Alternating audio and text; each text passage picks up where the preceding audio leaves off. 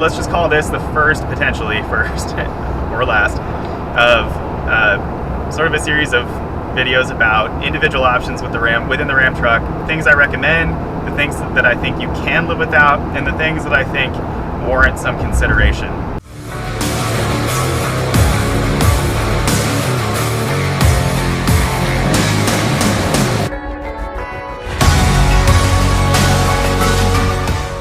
Number one on my list of things that are an absolute must-have for honestly any truck is the anti-spin differential rear axle, also known as a limited slip differential if you're not trying to be fancy and class it up like Ram apparently is. The difference between a one tire fire and a two tire fire is really what a limited slip differential does, and that means that when you're in four-wheel drive, because you have an open differential in the front of these trucks, and hopefully, if you do it the right way, a limited slip differential in the rear, you actually get three-wheel drive, unlike most trucks that have an open differential in the front and open differential in the rear, where you're only really getting two-wheel drive, one tire front and one tire rear. It basically creates a situation where you have a tire that's just openly spinning, and that's pretty much useless in just about every situation I can possibly think of, unless you're trying to do the world's lamest burnout. This fake GT500 over there actually has three exhausts coming out the side. I'm not sure what that's about. The limited slip differential, in my experience, it feels much more sure-footed on anything from dry and wet pavement to loose substrate like gravel, mud, and snow. There were a couple times with my old truck where I sort of was forced to put it in four-wheel drive so that I didn't leave like one single burnout patch in my father-in-law's lawn. And those things haven't happened with this truck. Limited slip differential, in my opinion, is something that's an absolute must-have, and that should be a deal killer for you. If it doesn't specifically say on the window sticker, anti-spin differential rear axle, then your truck does not have it, and again, run like the plague. Run screaming, avoid it like the plague, whatever, run like the plague. So the second thing that I say is an absolute must-have is the 4x4 off-road package. And that's because of the stickers. It's not because of the stickers. The 4x4 off-road package is, I think, a really great deal, first of all. But it also ensures that you have a limited slip differential or anti-spin differential rear axle. It also provides transfer case skid plates, downhill or hill descent control, which is actually pretty neat, but it shouldn't be a deal breaker feature. But it comes with Bilstein shocks. It's a monotube shock. Ram worked specifically with Bilstein to develop a shock that was sort of designed around the weight of the 2500, which is very substantial in case you have been living in a cave. Those two things, as far as this video goes, really cover like the things that I think are an absolute must-have. Here's something that I think you should avoid: a spray-in bed liner. I'm assuming that comes as a bit of a surprise to some of you at least, and here's my reasoning for that. On my last truck, it did not come with a bed liner from the factory, and I paid to have, name your name brand. I'm not going to give free advertising for that, but name your name brand aftermarket spray-in bed liner. And I paid to have one of those done on my truck. It was a short bed just like this one. It was about $500 and it was guaranteed for life. The quality was pretty solid on it. There were a couple places where, there were, I guess, like drips from that like gun they used to apply it. And because they're not working with this specific truck, they missed a couple places. So that was my first experience with this truck. Because it was a custom order, I thought, all right, well, I could just be done with it. I don't have to go find a place to post up for a few hours while they do my bed liner, and cool. So I got the spray-in bed liner from the factory. The quality on that is outstanding. I'd say it's far superior from my initial kind of like examination of it than the aftermarket one was. All those little nooks and crannies are perfectly hit. It is completely even, like kind of surprising. It looks like a little too perfect, and it's about the same texture as the one that I used was. The reason why I would suggest that you, given that information, do not get a factory spray-in bed liner is twofold.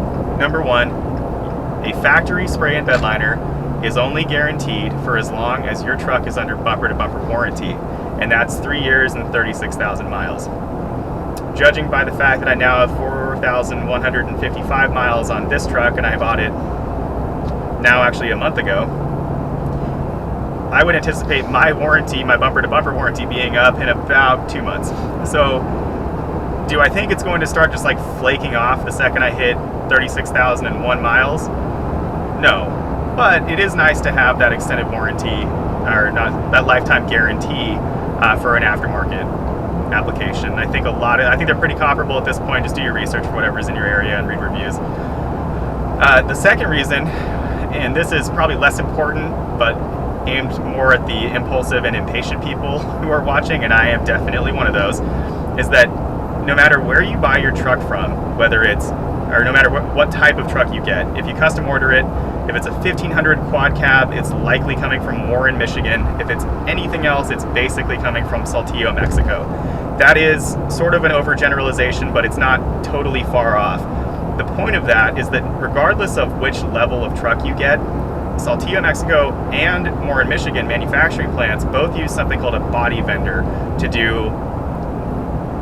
simplify things again, bedliners, and then a variety of other things, like the powder-coated bumpers on a power wagon, for instance, etc. That's a conversation for another time. But the body vendor is a third-party off-site vendor that sprays in the bedliner. Generally speaking, after your truck has been it's gone through the manufacturing process, it's pretty much done. There might be an inspection period, but really your truck's done. It then gets shipped to an outside body vendor or a third-party vendor. They apply the bedliner, and then it comes back to get in the shipping line to come to you by rail. While I was tracking my truck, I was also seeing that other people were encountering different timelines, and mine, I got pretty lucky. It was 7 weeks from order to arrival. But I noticed that a lot of people were getting hung up at the body vendor section, and that is potentially for a variety of reasons. It could be like a rogue sprayer decided to make a two-tone truck with half of that being bedliner.